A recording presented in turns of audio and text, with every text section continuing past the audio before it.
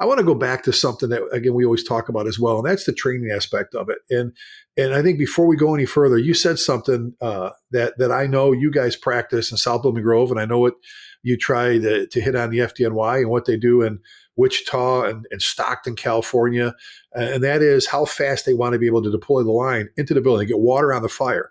And we've said this before. The quicker we get water deployed to the sea of the fire, the quicker our problem goes away. But that doesn't happen without training. That doesn't happen without stretching hose, and stretching hose.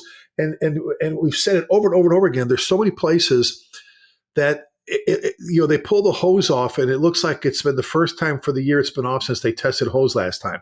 It's all folded up on the ground. We talked before about the one I had where they wanted me to go over a particular stretch with them, pushing a line up the stairs and so on and so forth. And this at the end of the class, John, and you've heard me tell this story before, and they pull the pre-connect, the Crosslay off, and the first thing that comes flying off is a tree branch, which sometimes we're trimming trees with our deck guns. We know that. But the second thing was an aluminum Coca-Cola can come flying off.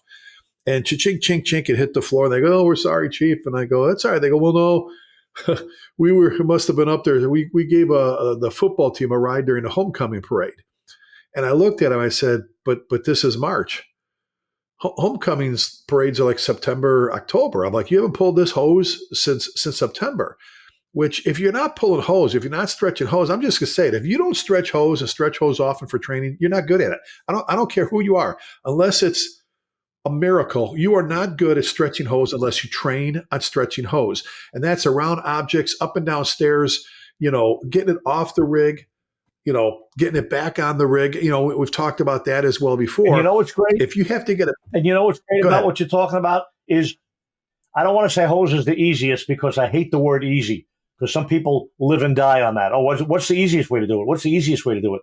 Now, we already talked about speed, and speed is important, but let's get back to what I was going to say. What's great about training with hose and stretching hose often and every day, and however often you want to do it, is it's simple. You don't need any special tools. You don't have to align anything up. You don't have to take anything out of the training closet. You don't have to get a couple of guys together. You don't have to borrow one from somebody else. You don't have to have enough people there that day. If you're riding around with 2 or 3 people on your rig, if you're riding around with a chauffeur, an officer, and one firefighter in a crew compartment, you can pull hose any time of the day or night that you want.